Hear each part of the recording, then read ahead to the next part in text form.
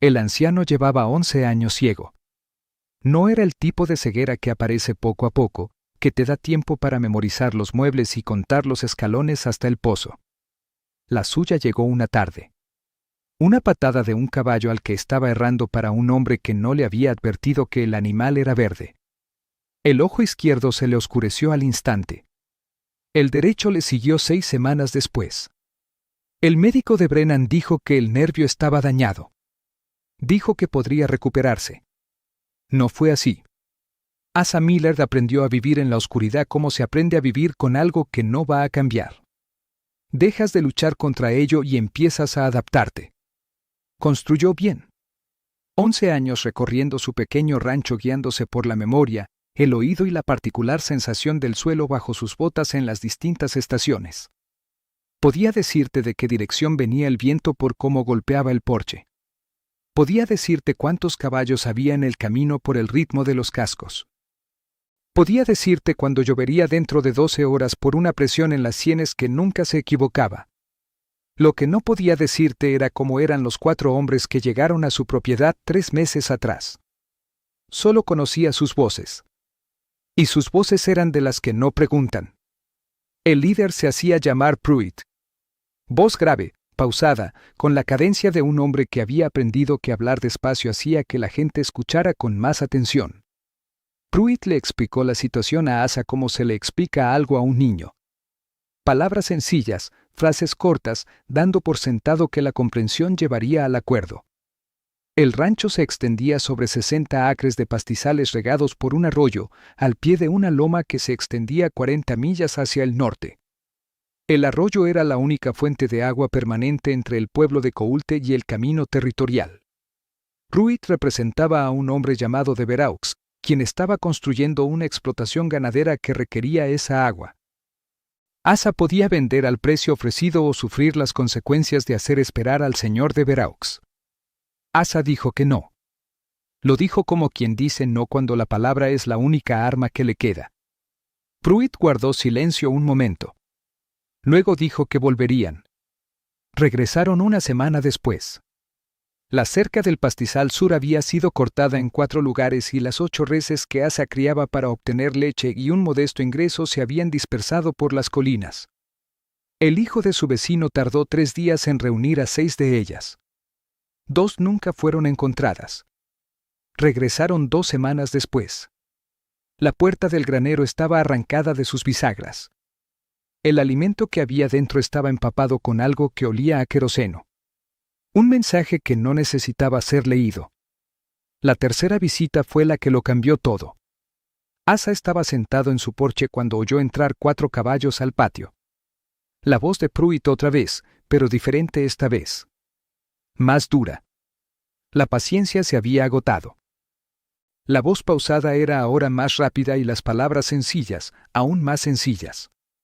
Última oportunidad, viejo. Firma o dejamos de ser amables. Asa oyó algo más ese día. Un 5.º caballo.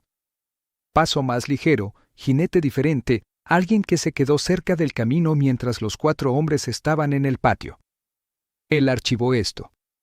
Un ciego aprende a archivar sonidos como los videntes archivan rostros. No firmó. Se marcharon. Esa noche, alguien disparó a través de la ventana de su cocina. La bala impactó en la pared sobre la estufa. Si hubiera caído 30 centímetros más abajo, habría dado en la silla donde se sentaba todas las tardes. A la mañana siguiente, encontró el agujero con los dedos, recorrió con los dedos la madera astillada, midió el ángulo. No intentaban matarlo. Intentaban hacerle comprender que podían hacerlo. Asa Miller llevaba 4 años sin salir de su rancho. Lo dejó a la mañana siguiente. Caminó hasta el pueblo por el camino que se sabía de memoria antes de perder la vista, contando los pasos, sintiendo cómo cambiaba la pendiente bajo sus pies, desde donde comenzaba la colina hasta donde se aplanaba cerca de los primeros edificios. Tardó 2 horas. Encontró la oficina de telégrafos por el clic de la máquina en su interior. Dictó un mensaje a la operadora. Esta le pidió que repitiera la dirección 2 veces. No era una dirección normal. Era un punto de retransmisión, un nombre en una oficina de correos general en un pueblo a 3 territorios de distancia. El tipo de dirección que existe para el tipo de hombre que no se queda en un lugar el tiempo suficiente para tener una de verdad. El mensaje constaba de 9 palabras. Hombre ciego. 60 acres. 4 hombres. Necesito ayuda. La respuesta llegó 3 días después. 4 palabras. En camino. 2 semanas. Explorador. No sabía quién era Scout. Supuso que era el nombre del hombre.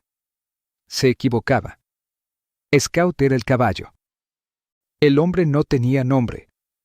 O si lo tenía, había dejado de usarlo hacía tanto tiempo que la distinción ya no importaba. Llegó un martes por la tarde. Asa oyó el caballo antes que nada. Un solo jinete, paso ligero, un animal que se movía con la seguridad de un caballo que confía plenamente en su jinete. Los cascos se detuvieron en el patio. El cuero crujió cuando el jinete desmontó. Botas sobre la tierra. Luego, silencio. El hombre permaneció en el patio durante un buen rato sin hablar. Asa comprendió después que estaba leyendo el rancho. Las cercas cortadas. La puerta del granero. La ventana de la cocina con la tabla clavada sobre el agujero de bala. Leyendo la historia que la propiedad contaba sin que nadie tuviera que contarla. Eris S. Miller, dijo el desconocido. Su voz era baja. No suave. Baja como el silencio que reina en una habitación cuando algo importante está a punto de decirse. Asa se levantó de la silla del porche. Llevaba sentado allí desde el amanecer, esperando a que llegara un caballo, aunque no estaba seguro de su llegada. Sí, lo soy. ¿Recibiste mi mensaje? Sí. ¿Qué tan grave es?, le dijo Asa. Todo. Pruitt, las visitas, el ganado, el establo, la bala que atravesó la ventana de la cocina, el hombre llamado de Veraux que quería el agua. El desconocido escuchó sin interrumpir. Cuando Asa terminó, el silencio duró lo suficiente como para que se preguntara si el hombre seguía allí. ¿Cuántos hombres tiene de Veraux?, preguntó el desconocido. Al menos 4 que vienen aquí. Pruitt los guía. Pero hay un quinto. Se queda lejos del patio. Nunca habla. Oigo al caballo, pero nunca se acerca. ¿Estás seguro del quinto? Soy ciego, no sordo. El quinto caballo es más ligero que los demás. Anda diferente. Quien lo monta no es uno de los 4. Los está vigilando. El desconocido volvió a guardar silencio. Entonces dijo algo que Asa no esperaba. Eso es útil. La mayoría de la gente no lo habría notado. Asa sintió que algo cambiaba. No la conversación en sí, sino algo dentro de ella. El desconocido había dejado de sopesar si debía ayudar y había empezado a planear cómo. Necesito ver el pueblo, dijo el desconocido. Y necesito saber todo lo que sabe sobre de Veraux. No lo que ha hecho. ¿Dónde está? ¿Dónde guarda su dinero? ¿Dónde duermen sus hombres? Asa le contó lo que sabía. No era mucho, pero era preciso, como la información es precisa cuando un hombre no tiene nada que hacer más que escuchar y pensar durante 3 meses seguidos. De Veraux había llegado a Coulte hacía 8 meses. Compró el hotel y la oficina de carga en el primer mes.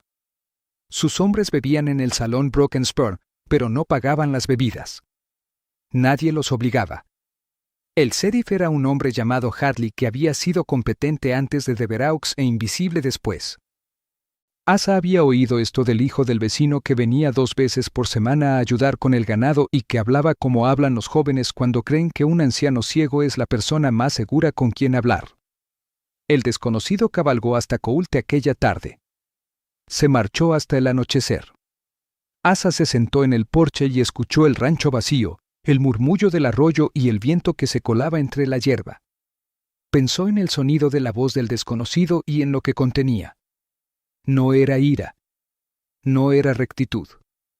Era algo más frío y útil que ambas. Precisión. El hombre sonaba como alguien que había hecho exactamente eso tantas veces que la emoción había sido reemplazada por el método. Regresó después del atardecer. Los cascos de Scout volvieron a resonar en el patio. El desconocido se sentó en los escalones del porche y le contó a Asa lo que había descubierto. Deveraux era un hombre de dinero de verdad. No dinero de la frontera, sino dinero del este. El hotel y la oficina de carga eran solo la superficie. Debajo había una operación de adquisición de tierras que se extendía por 2 territorios. Coulte era el proyecto actual. Los derechos de agua del arroyo de Asa eran la pieza final. Una vez que Deveraux controlaba el agua, todos los ranchos en un radio de 24 kilómetros se le vendían o desaparecían. Era el mismo patrón que el desconocido había visto antes. Paciente, metódico, lo suficientemente legal como para sobrevivir a un escrutinio si nadie lo examinaba con demasiada atención. Pruitt era el ejecutor. 4 hombres, incluido él mismo. El quinto jinete del que Asa había oído hablar era alguien completamente distinto. El desconocido lo había visto en la ciudad. Un joven de 20 y tantos años que estaba sentado en el vestíbulo del hotel con un libro de contabilidad y no hablaba con los hombres de Pruitt. Un contable. Un tenedor de libros. El tipo de hombre que transforma la violencia en números, los números en documentos y los documentos en propiedad. Ese es el que importa, dijo el desconocido. No Pruitt. No los hombres armados. El que tiene el libro de contabilidad. Si le quitas el papel a un hombre como Deveraux, no es más que un hombre sentado en un hotel por el que pagó de más. ¿Cómo se toma el papel?, preguntó Asa. El desconocido no respondió de inmediato. Cuando lo hizo, su voz denotaba que estaba pensando en voz alta porque el hombre sentado a su lado se había ganado el derecho a escuchar sus pensamientos.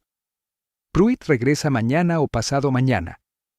Traerá a los 4 porque la fecha límite se acerca y cree que la presión es cuestión de números. Más hombres, más presión. Pero Pruitt no sabe que estoy aquí. Tampoco Deveraux. El contable podría saberlo si alguien en la caballeriza hablara, pero los contables no comparten información con sus superiores a menos que les beneficie. Así que tenemos una ventana. ¿Y qué sucede en esa ventana? 2 cosas a la vez. Necesito que hagas una de ellas. El desconocido se lo dijo. Asa escuchó. Luego dijo, soy ciego. Lo sé, dijo el desconocido. Por eso funciona. Pruitt llegó a la mañana siguiente. 4 caballos en el corral poco después de las 10. Asa estaba en el porche. Solo. El caballo del desconocido había desaparecido. El rancho lucía exactamente igual que cada vez que Pruitt había venido. Vacío. Vulnerable. Un anciano ciego sentado en una silla. Se acabó el tiempo, viejo, dijo Pruitt. Su voz era la más dura que jamás había escuchado. Sin preámbulos. Sin explicaciones lentas. Habían superado la etapa de la persuasión y entrado en la siguiente. Firma el documento hoy o quemaremos lo que queda del granero y la casa se irá la semana que viene. Te quedarás ciego y sin hogar. El señor Deveraux ha sido más que paciente. Asa se puso de pie. Se agarró a la barandilla del porche con una mano para mantener el equilibrio y extendió la otra. Dame el periódico, dijo. Su voz era débil y ronca y temblaba como las voces viejas. Pruitt rió. Era la primera vez que Asa lo oía reír. Era la risa de un hombre que creía que la presión suficiente siempre funciona y que la evidencia estaba frente a él demostrándolo. Uno de los otros hombres desmontó y llevó el documento al porche. Asa oyó las botas en los escalones y sintió el papel presionado contra su mano. Lo sostuvo un instante.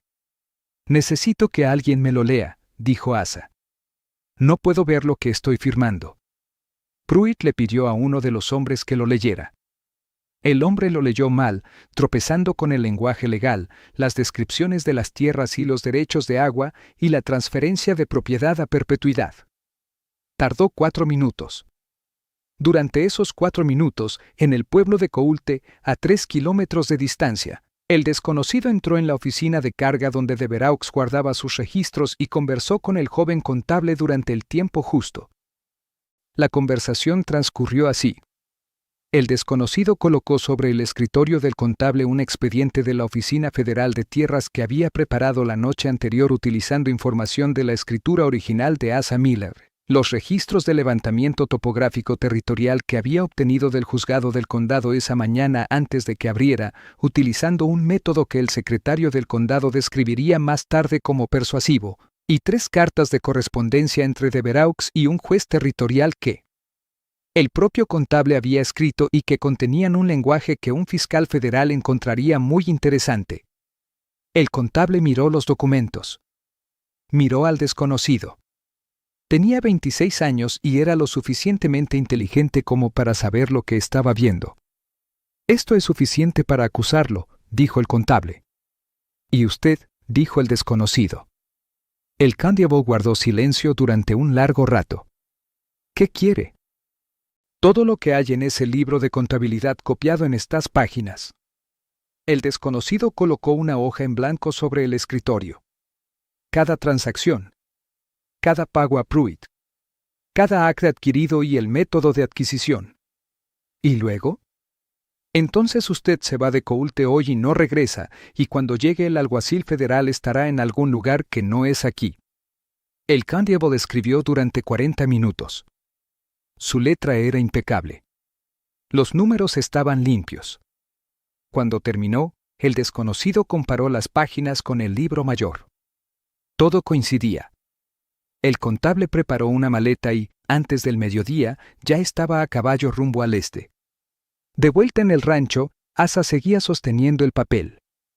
Había escuchado la lectura completa. Le pidió al hombre que lo leyera de nuevo.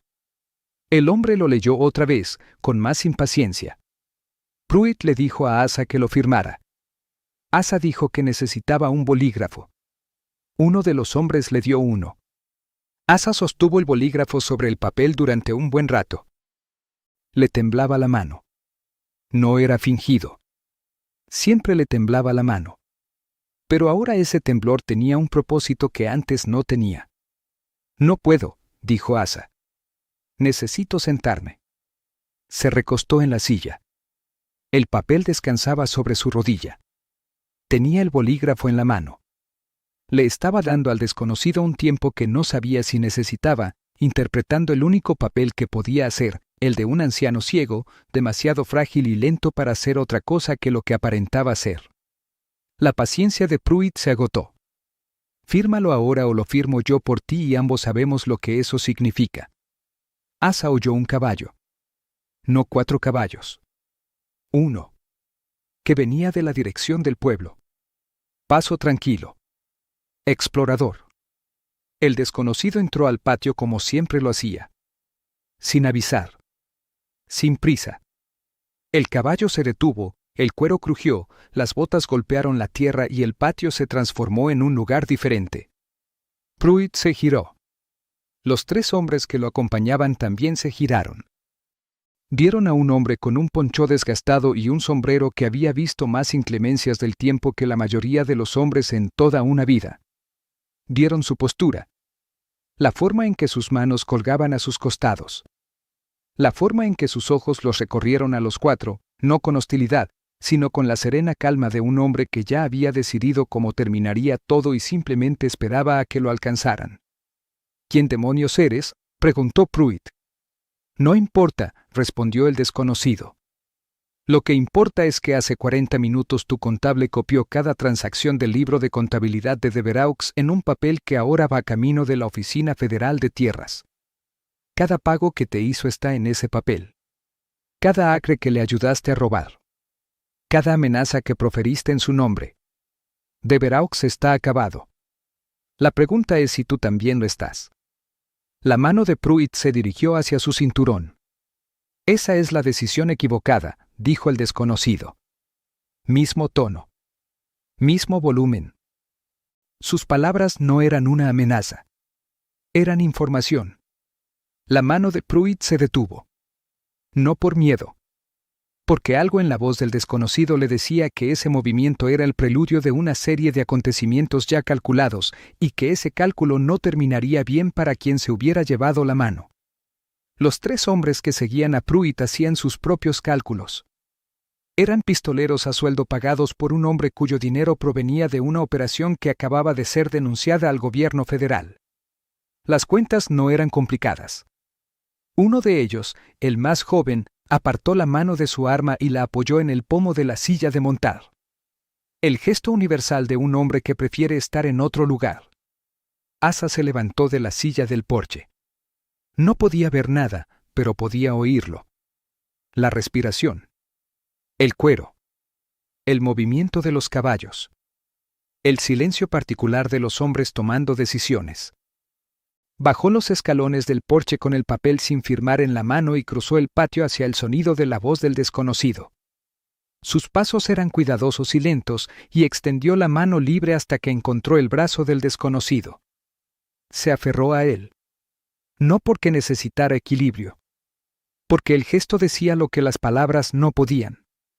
Este es el hombre al que llamé. Aquí estoy. Pruitt miró al ciego que sujetaba el brazo del desconocido, al desconocido que lo miraba con esos ojos y al papel sin firmar en la mano del anciano, y lo comprendió todo al instante. El papel jamás se firmaría. La operación había terminado. El contable se había marchado. El dinero era ahora la prueba. Giró su caballo. Los tres hombres ya habían girado los suyos. Salieron del patio en fila india y Asa escuchó cómo los cascos sobre el camino se iban apagando poco a poco hasta que el sonido se fundió con el murmullo habitual del arroyo, el viento y la hierba. Al atardecer, Pruitt y sus hombres recogieron sus pertenencias de las habitaciones que Deveraux había estado pagando en el hotel y cabalgaron hacia el sur. Deveraux partió esa misma noche. El desconocido lo había visitado en el hotel una hora después de la visita al rancho. La conversación fue breve. Deveraux era un hombre que entendía de números. Los números habían cambiado. Preparó 2 maletas y emprendió el camino hacia el este al atardecer. El recepcionista del hotel lo vio partir con la expresión de quien, tras haber contenido la respiración durante 8 meses, acaba de recordar cómo exhalar. El desconocido se quedó en el rancho esa noche. Se sentaron en el porche en la oscuridad, lo cual era lo mismo que sentarse en el porche a plena luz del día para Asa, y el anciano preguntó cómo sabía que el contable cooperaría. Los contables siempre cooperan, dijo el desconocido. Les pagan para que entiendan las consecuencias. Y las entienden más rápido que nadie. Asa se rió. Era la primera vez que se reía en 3 meses y el sonido lo sorprendió. El desconocido no se rió, pero Asa percibió algo en el silencio que podría haber estado cerca. ¿Qué te debo?, preguntó Asa. El desconocido guardó silencio. Ya pagaste, dijo. ¿Cómo? 4 minutos. Sostuviste el papel y los hiciste leerlo 2 veces, y me diste el tiempo que necesitaba en la ciudad. No podías ver lo que hacías y aún así lo hiciste. Eso no es un pago, dijo Asa.